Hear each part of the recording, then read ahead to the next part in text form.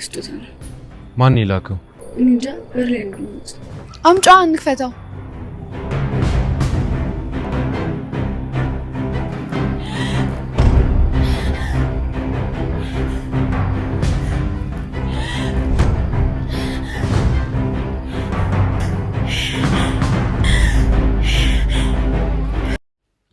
በስጦታ መልኩ የደረሰው መልእክት እጅጉን ጄሪን አስደንግጧታል።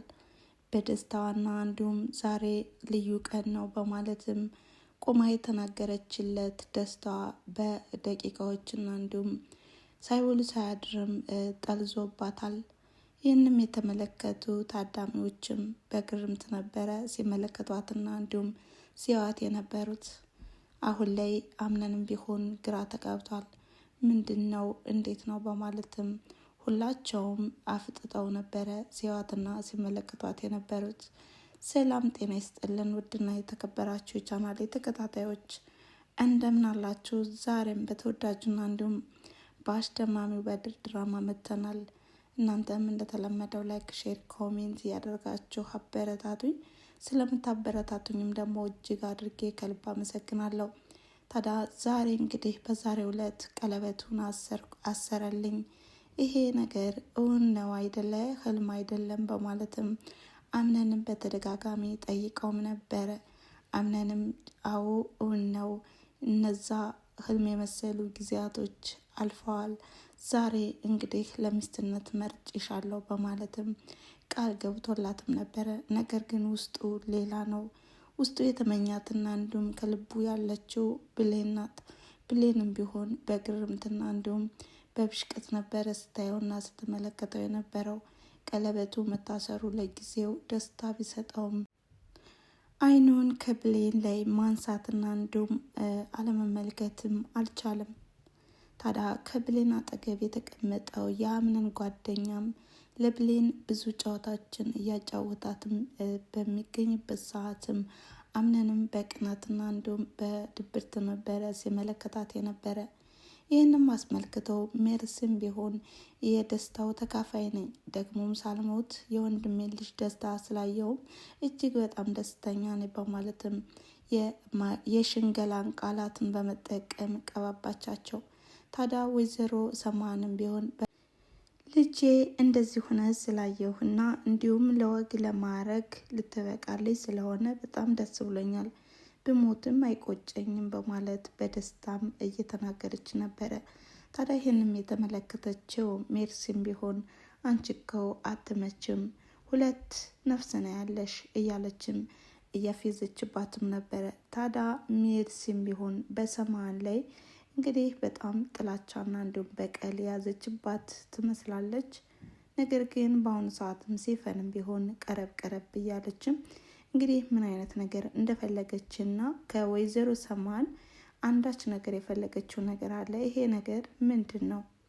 ሌላው አሁን ላይ ወይዘሮ ሰማን ለልጇ ለአምነን የደበቀችው ሚስጥር መቼ ይፋ ይሆናል የሚለውን እንግዲህ በቀጣይ ቪዲዮ የምናየውና የምንመለከተው ይሆናል። ይህንን ሚስጥር ማን ነው ሊናገር የሚችለው? ወይዘሮ ሰማን ወይስ ሲፈን? ሲፈንም ቢሆን በአሁኑ ሰዓት ለተንኮልና እንዲሁም ለራሷ ጥቅም እንደቀረበች ይታወቃል። ነገር ግን ሜርሲም ቢሆን በይፋና እንዲሁም በራሷ በአይኗ በብረቱ ስላየችው ያለውን ሁኔታም ዶክሜንቱንም ደብቃ ስለያዘችባት ይህን ነገር በምን አይነት መንገድ እንግዲህ ትናገር ይሆን? ባልተጠበቀ መንገድ ለአምነን ተናግራ አምነንም ደግሞ ያው ስንካለውንም ስለምትፈልገው የአምነን ውድቀትም ትፈልገዋለች። እንግዲህ ሁሉንም ነገር በመረጋጋት ካላደረጉት በጣም ከባድ እንደሆነና እንዲሁም ሲፈንም ቢሆን በበፊቱ ክፍሉም እንዳየነው እና እንደተመለከትነውም ለሚስትነት ውድድር ሳይሆን የመጣችው ለራሷ ጥቅም ለማሳካትና እንዲሁም አላማዋን ግብ ለማድረስ ነውና እንግዲህ ማን ይቀድም ይሆን? ወይዘሮ ሰማን ወይስ ሲፈን? ሲፈን በአሁኑ ሰዓትም እንግዲህ ሜርሲ ተንኮለኛና እንዲሁም የእውነት ወዳጅ እንዳልሆነችም በትክክል ማውቃለች። ምክንያቱም ከወይዘሮ ሰማን የተነገራትን። እናም ሁሉንም ነገር አንድ ባንድ በጥንቃቄ ነው የምትራመደው ማለት ነው። እንግዲህ ጄሪም ቢሆን አሁን ላይ ለዛ ቢስ ሆና ታይታበታለች ለአምነን።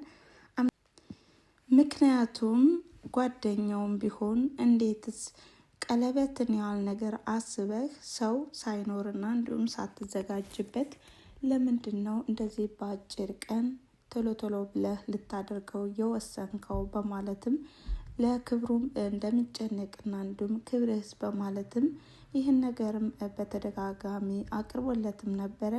ነገር ግን አምነንም ቢሆን እኔ ክብር የሚባል ነገር የለም አሁን በጭራሽ በማለትም ሁኔታውንም አድበስብሶታል።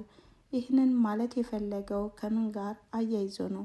እንግዲህ ጄሪ ማለት በጥቅም ተደልላ እንዲሁም ለሚስትነት እመረጣለሁ በማለትም በተንኮል ላይ ነው እንግዲህ አሁን ላይ አምነን ቀለበት ሊያደርግላት ይቻለው። በተቃራኒው ደግሞ ብሌን ለራሷ ለክብሯ ትጨነቃለች።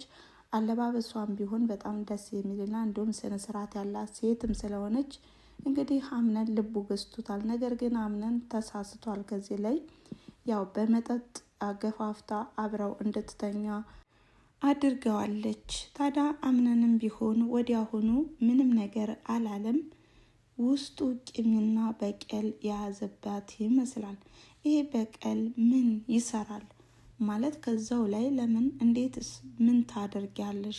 እንደገና ሲያሰከርሽ ለምንድን ነው እኔ ያለ ፍቃዴ እንደዚህ ታደርጊያለሽ ወይ? ለምን አላላትም? ለምን ጥያቄውንም ቶሎ ብሎ አልጠየቃትም? ታዲያ አሁን ላይ ይሄ ክብር ነው ብላችሁ ታስባላችሁ? ጄሪም ቢሆን እንደዚህ ከሆነችና እንዲሁም የእውነተኛ ሚስት መሆን ከፈለገችም በዚህ ልክ ማጥመድ የለባትም ነበረ። እንግዲህ ብሌን ግን በጣም አምነን ከልቡ እንዳልሆነና የሆነ ነገር እንደተፈጠረበትም ጠርጥራለች።